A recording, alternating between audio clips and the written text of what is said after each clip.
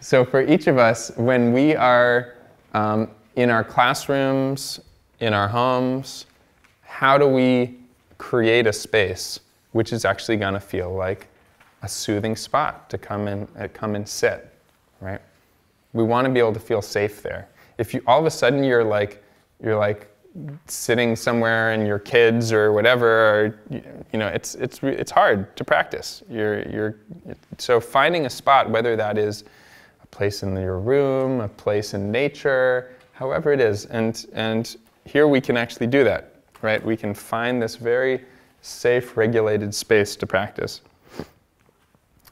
One of the important pieces that we can go over right now, before we actually do some mindfulness practice, is around our posture.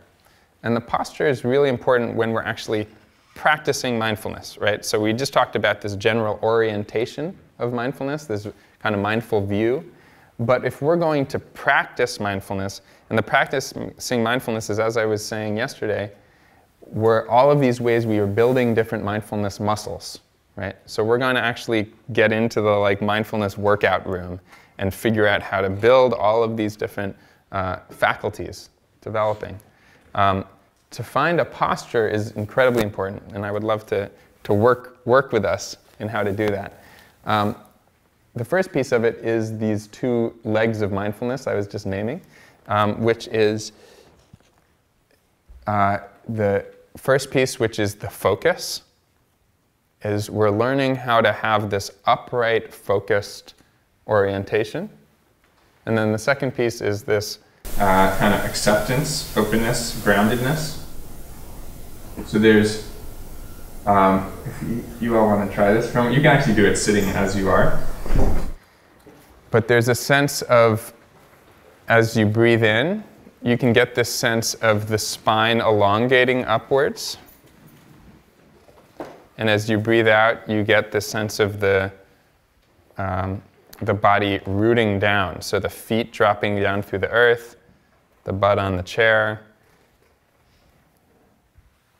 And there's a great mindfulness curriculum called .B. Has any of you ever done the .B training? Okay, .B is a wonderful British training that comes out of Oxford for kids, and they have all these funny little things, and one of them is FOFBAC, F-O-F-B-A-C, which is feet on the floor, butt on the chair. And so that's there for kids. Remember, FOFBAC. So we can try that. Feet on the floor, butt on the chair, and that's really the sense of groundedness, this dropping down into the earth, and at the same time the spine going up. So let's just take a few breaths like that. Feel the spine upwards as if there's a little hook in the top of the head that lifts up into the air. And then at the same time, this breathing out, feeling the weight going down through the floor, dropping, grounding. Just a few of them. Breathing up, breathing down.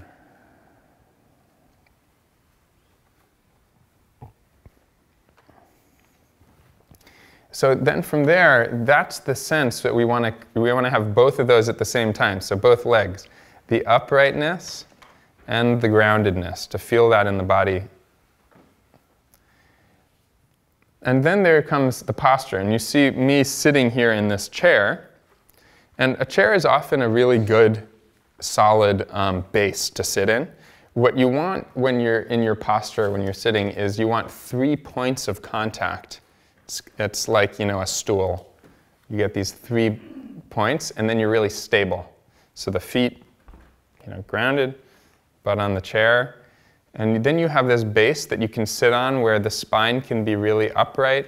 I usually like to tilt the hips a little forward so that if you look at my body, as I tilt my hips a little forward like that, my chest just kind of naturally opens up, which just it opens more breath. If we're doing breath practice,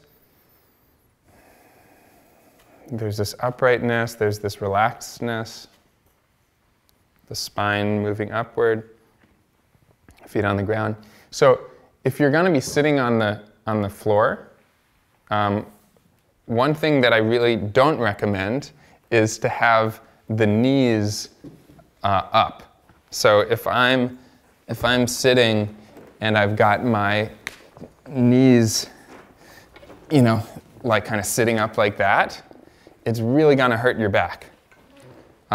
Because you've only got one point on the ground, and you're going to be, especially if you're sitting for like 20 minutes, your back is going to kind of compensate.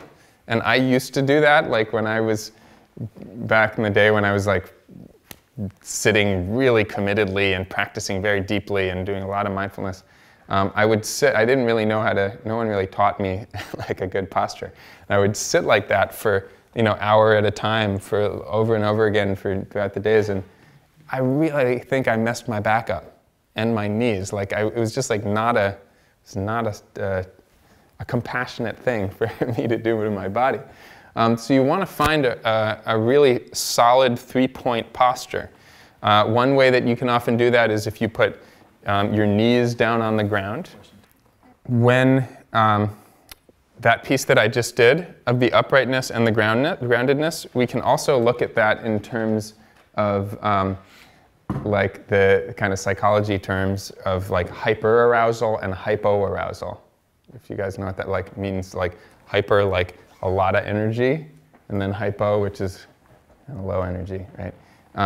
And what we're looking for in the mindfulness practice and just generally for our students and ourselves is what's called optimal arousal, which is this kind of central place where we are able to, that's where creativity and intelligence comes from, is when we're in this central stage. If we're too hyper, which you will probably all see with your kids, there's so much energy that like they're bouncing and they're all off the walls. And then you also probably see some kids with the hypoarousal, which there's just kind of like a deadness in them, and it's hard for them to have their mind kind of sparking and waking up. What we're really trying to do with this practice, and to answer this question, this idea of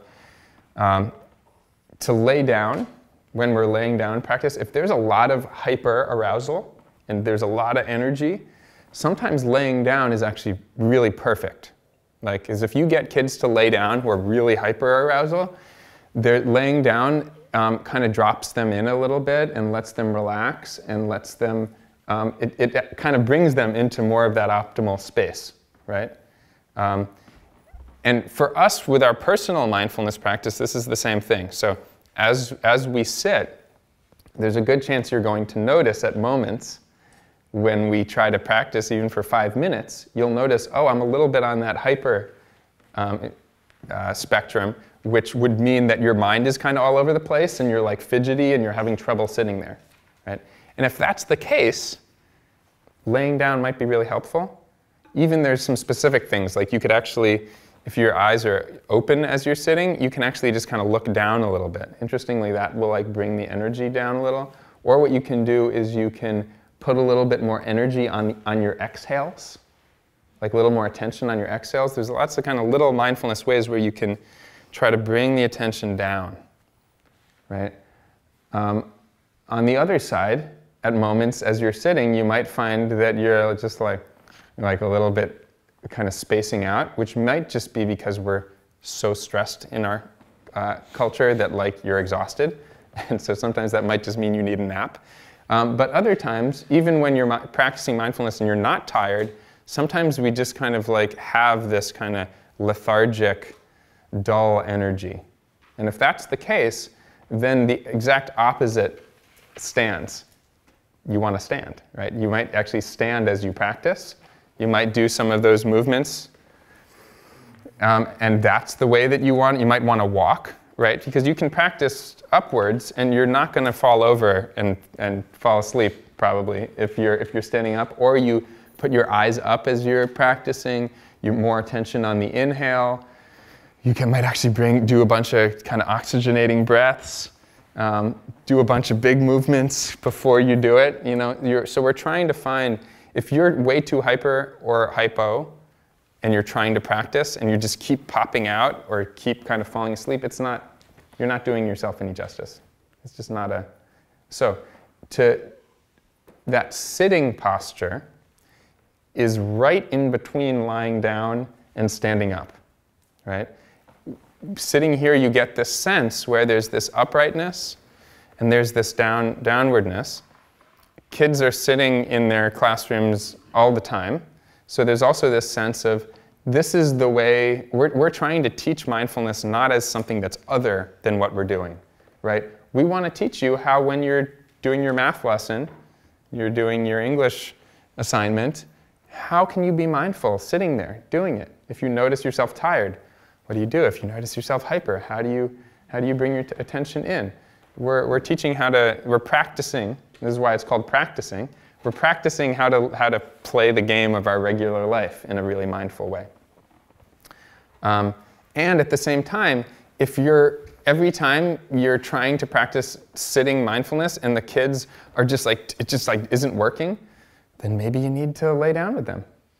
Or maybe you need to walk with them, right? You got to read the room. If that sitting posture doesn't work, you meet them where they are.